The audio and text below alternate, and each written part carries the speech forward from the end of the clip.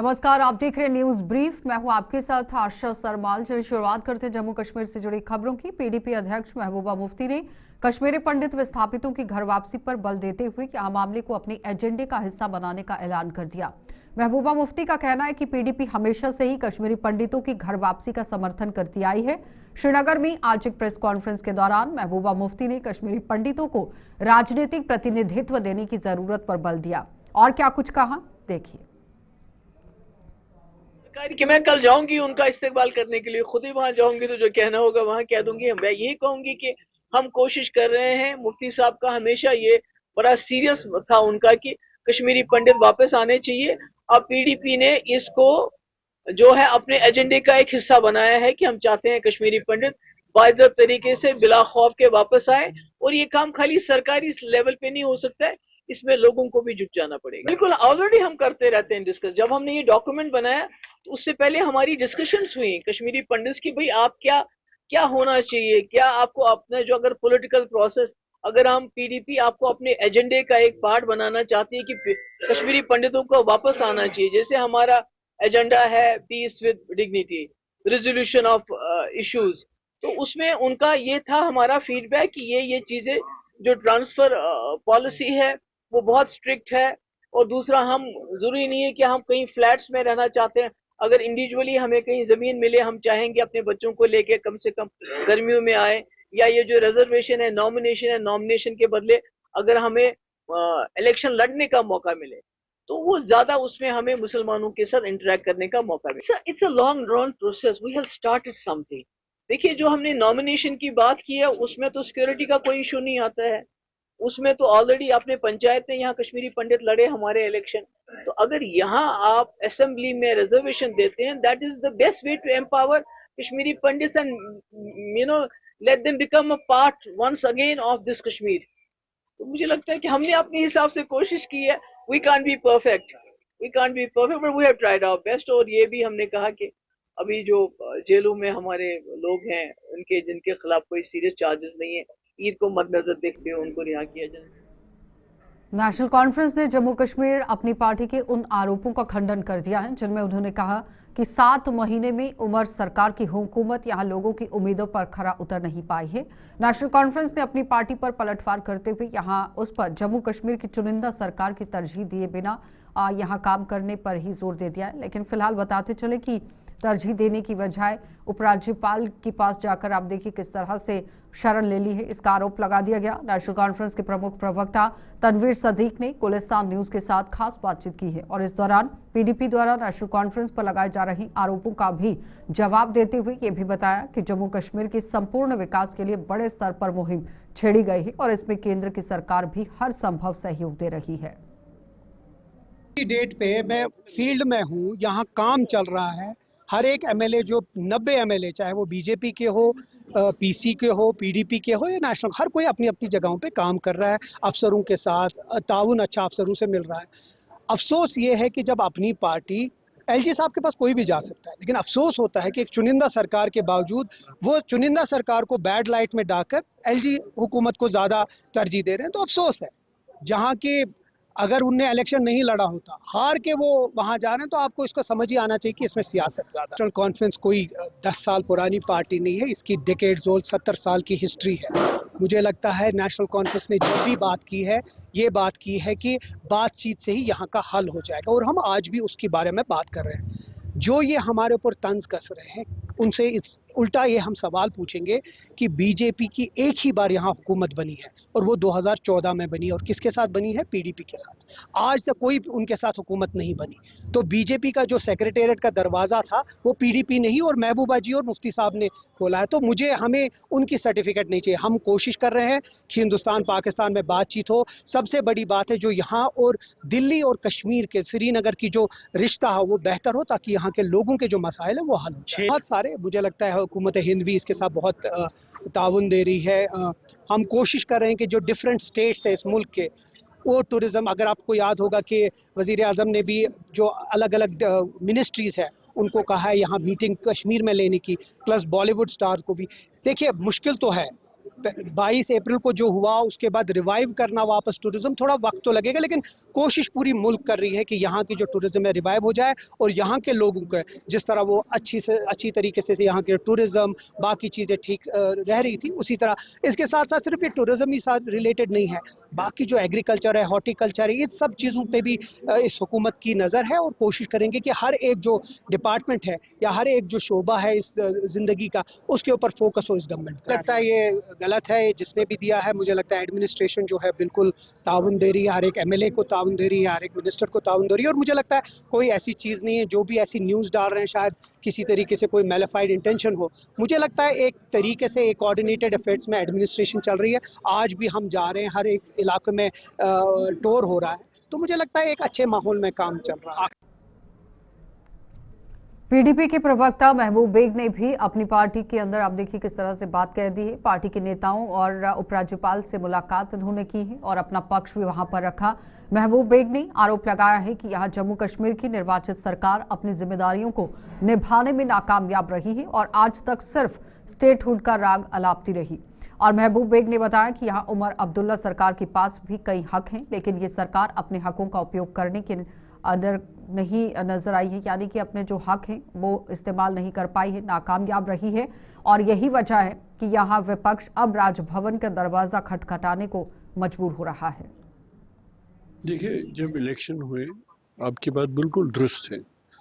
हमारी ही बात नहीं है पीडीपी की, लोगों की भी तवक्कात थे, लोगों की भी उम्मीदें थी। लोगों ने हर किसी को इनकार करके नेशनल कॉन्फ्रेंस को वन साइडेड मैसिव मैंडेट दिया।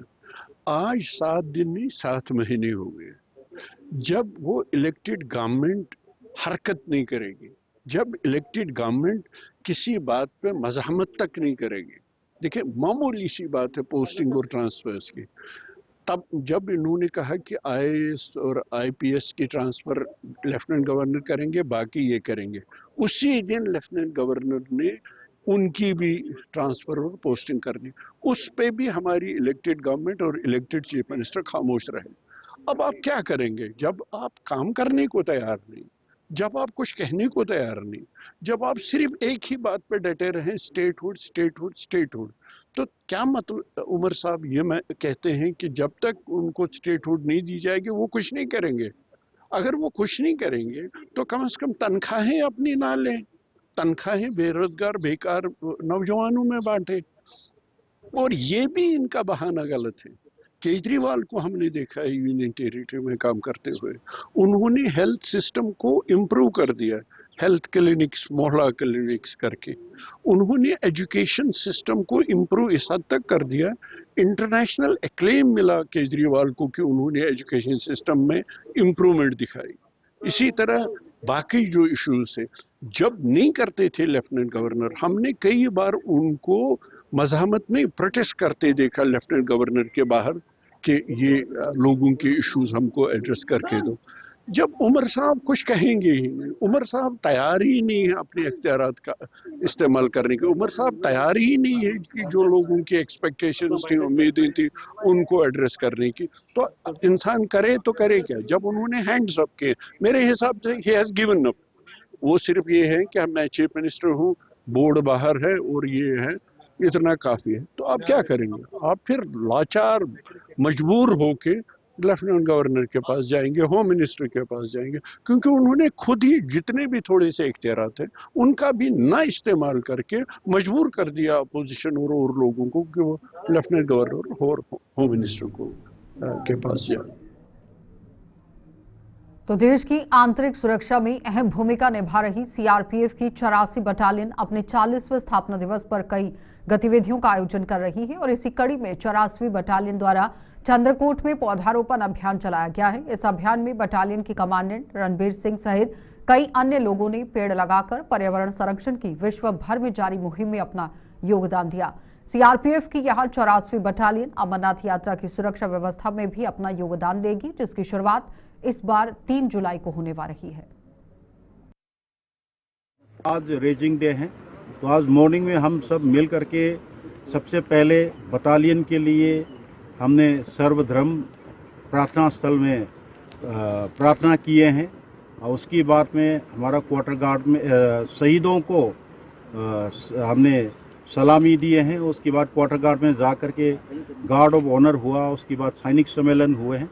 और इससे पहले थोड़ी देर पहले हम लोगों ने, हमारा बटालियन के 20 कार्मिकों ने ब्लड डोनेशन किए। हर साल हम करते हैं क्योंकि जो रिक्त दान जो है जीवन दान कहते हैं। और उसके बाद अभी हम लोग जो एनवायरमेंटल जो हमेशा इश्यूज आ रहे हैं, तो हम बहुत प्रयास करते हैं कि पेड़ पौधा लगाने में, प्लांटेशन में हम भर चढ़ के भाग लें। तो इसी सिलसिले में अभी हमने प्लांटेशन की प्रोग्राम ऑर्गेनाइज किए हैं, जिसमें हम लोगों ने 100-150 का करीब पेड़ लगाए हैं और आगे आने वाले 10-15 दिनों में और लगाएंगे। तो जम्मू कश्मीर में यहां देर शाम को मौसम फिर से करवट बदल सकता है। मौसम विभाग ने आज और कल 3 जून तक हल्की बारिश के अलावा तेज आंधी तूफान की भविष्यवाणी की है। श्रीनगर में यहां मौसम विभाग के हेड डॉक्टर मुख्तार अहमद ने बताया कि 4 जून के बाद 10 जून तक मौसम खुश्क रहेगा। हालांकि कुछ एक जगहों पर दोपहर के समय हल्की बारिश की आशंका से इनकार नहीं किया जा सकता। उन्होंने ये भी बताया कि मौजूदा समय में 4 जून के बाद किसान फसलों की बुआई भी कर सकते हैं।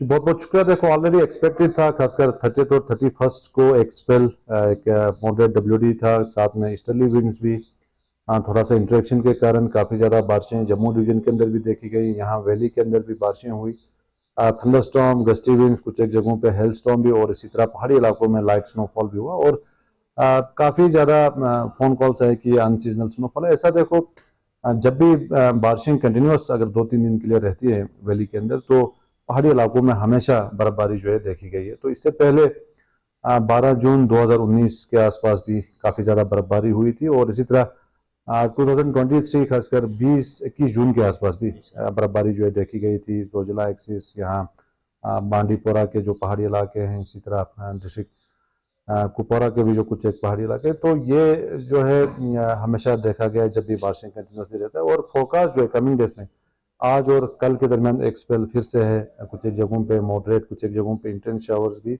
और गस्टी विंड्स, थंडरस्टॉर्म के भी चांसेस हैं।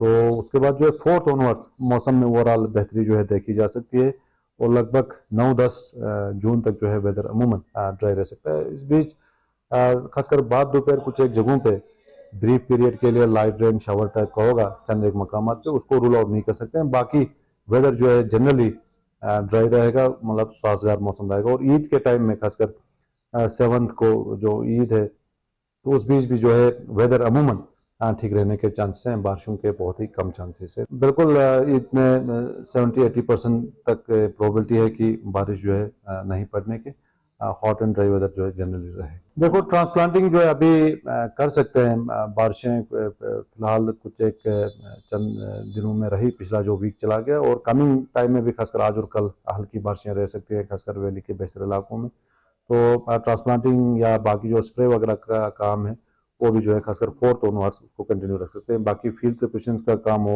या फर्टिलाइजर एप्लीकेशन का काम हो, वो चीज़ें जो है 4th से शुरू कर सकते हैं।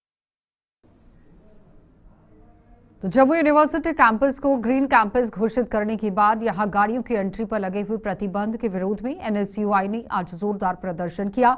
NSUI ने आज पैक कैंपस का मुख्य गेट बंद कर अपने गुस्से का इजहार किया है, जिसकी सूचना मिलने पर पुलिस भी वहां पर पहुंच गई और वहां भारी हंगामा हुआ। NSUI ने आरोप लगाया है कि इस कैंपस में VIP गाड़ियों की एंट्री के अलावा कोई प्रतिबंध, यहाँ आप देखिए VIP जो एंट्री है उसके लिए कोई प्रतिबंध नहीं है, जबकि स्टूडेंट्स और अन्य लोगों को बेवजह परेशान किया जा रहा है। NSUI ने चेतावनी दी है कि अगर ये प्रथा बंद नहीं की गई तो उग्र आंदोलन किया जाएगा।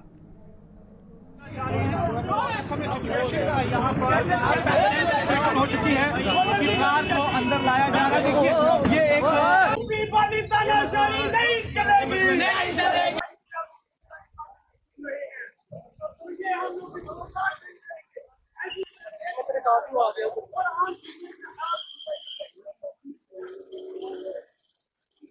यहाँ पे जो है वो एकदम मुश्किल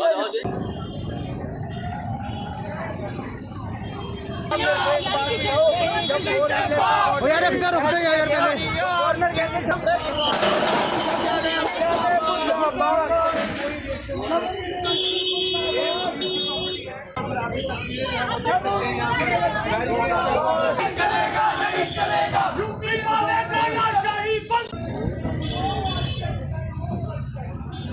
देख सकते हैं यहाँ पर इस समय बैरिकेड पर बैठकर ये एक कानून चलेगा जम्मू विश्वविद्यालय के अंदर। मैं आपको बताना चाहूंगा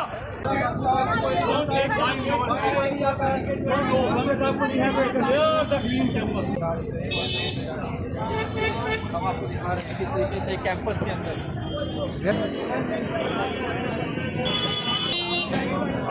जैसा आपको पता है कि यहाँ पे ग्रीन कैंपस के नाम पे एक शिगुफा शुरू किया गया था वाइस चांसलर की तरफ से, लेकिन ये वाइस चांसलर की छत्र छाया पे बना हुआ वाइस चांसलर इन्होंने मजाक बना के रखा है जम्मू कश्मीर को।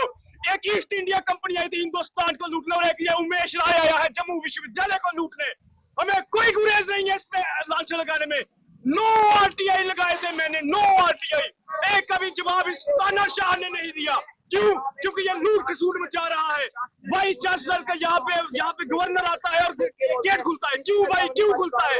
एक कानून चलेगा, जहाँ तो वाइस चांसलर से लेके चांसलर गवर्नर कोई भी आए वो यहाँ से जैसे बाकी बच्चे जा रहे वैसे जाए। और अगर आपने उनकी वीआईपी प्रोटोकॉल फॉलो करने हैं तो फिर स्टूडेंट्स के बड़ा वीआईपी को, क्योंकि सभी यहाँ पे हमारे टैक्स के, हमारी फीस से पैसे से यहाँ पे कर रहे हैं। इसलिए आपके माध्यम से बताना चाहते हैं कि आज हम जहाँ से ऐलान करते हैं, मैंने पहले भी कहा था कि जिसकी गाड़ी आई हवा निकालने का और शीशे तोड़ने का काम करेंगे।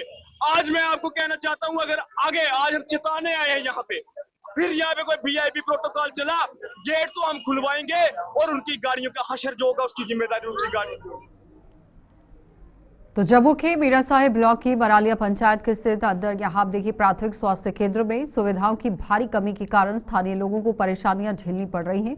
ग्रामीणों का कहना है कि यहाँ पर स्वास्थ्य केंद्र शाम 4 बजे तक ही खुला रहता है, जिससे किसी भी आपात स्थिति में मरीजों को जम्मू के अस्पतालों का रुख करना पड़ता है। इसके अलावा यहाँ ना तो एक्सरे और ना ही कोई इमरजेंसी सेवा उपलब्ध है। ग्रामीणों ने प्रशासन से इस प्राथमिक स्वास्थ्य केंद्र की समयावधि बढ़ाने के साथ अन्य सुविधाएं मुहैया कराने की मांग कर दी है, ताकि उन्हें समय पर इलाज मिल सके।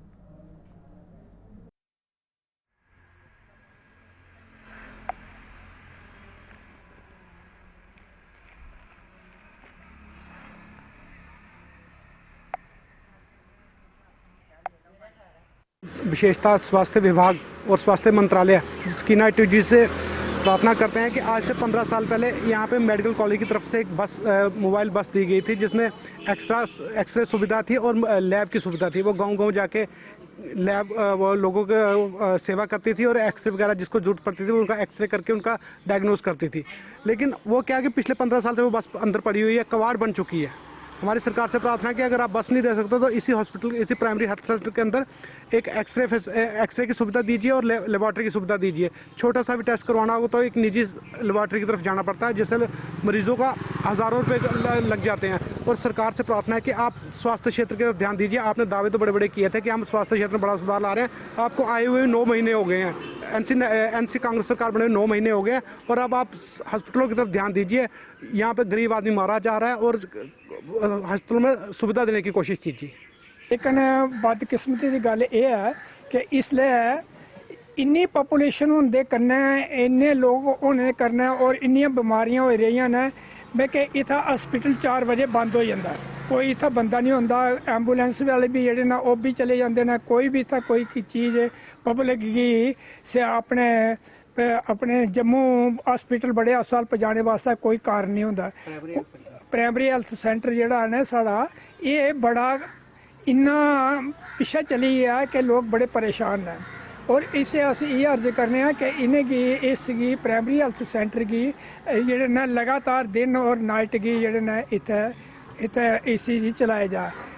उस टाइम 8 बेड बनाए हैं, जिस टाइम बनया तो 8 बेड बनाए हैं ताकि जड़ा कोई एमरजेंसी होए उसी इत्थे अरेस्ट करे और उसके बाद उसी अगे फॉरवर्ड किया जाए। लेकिन इसलिए इन्नी पॉपूलेशन होने की वजह कन्नै इन्नी जायदाद होने के लोगों की बीमारियां किन्नियां तंग कर रही है। कई आदमी ऐसे गरीब ने जिंदे कोल कार नहीं होंदी, कोई गड्डी नहीं होंदी, उन्हें रात की पजाना बड़ा मुश्किल हो जाता, उनकी रात की डेथ हो जाती है। तो ये कन्नै अस ये अर्ज कर रहे हैं कि जेडे हेल्थ सेंटर है इसे रेगुलर बनाया जाए और इत्थे रात के भी 4 बंदे आदमी ਜਿਹੜੇ ਨਾ ਡਾਕਟਰ ਇੱਥੇ ਬੈਠਣੇ ਚਾਹੀਦੇ 4 बजे तक खुलता है आपका? 4 ਵਜੇ ਤੱਕ ਸਵੇਰ 10 ਵਜੇ ਖੁੱਲਦਾ 4 ਵਜੇ ਬੰਦ ਕਰ ਦਿੰਦੇ ਨੇ ਉਹ ਵੀ ਉੱਥੇ ਕੋਈ ਦਵਾਈ ਨਹੀਂ ਕੋਈ ਕੁਛ ਨਹੀਂ ਕੋਈ ਕਾਰਨ ਨਹੀਂ ਹੈ ਇਹਦੇ ਕन्नै ਜਿਹੜਾ ਲੋਕ ਜਿਹੜੇ ਬੜੇ ਪਰੇਸ਼ਾਨ ਹੋਏ ਦੇ ਨੇ ਕਿ ਇਸ ਹਸਪੀਟਲ ਦਾ ਕੀ ਫਾਇਦਾ ਇੱਥੇ ਤੋਂ ਬਣਾਉਣੇ ਦਾ ठीक है ਇਹਦੇ ਕन्नै मैं अर्ज ये करना कि इस हॉस्पिटल ਵਿੱਚ ਜਿਹੜਾ ਨਾ इसी रेगुलर किया जा और इधर डे और नाइट ਦੇ ਵਾਸਤੇ ਦੋਨੇ ਡਿਊਟੀਆਂ ਲਗਾਈਆਂ ਡਾਕਟਰਾਂ ਦੀਆਂ ਤਾਂ ਕਿ ਲੋਕਾਂ ਦਾ ਜਿਹੜਾ ਭਲਾ ਹੋ ਸਕੇ।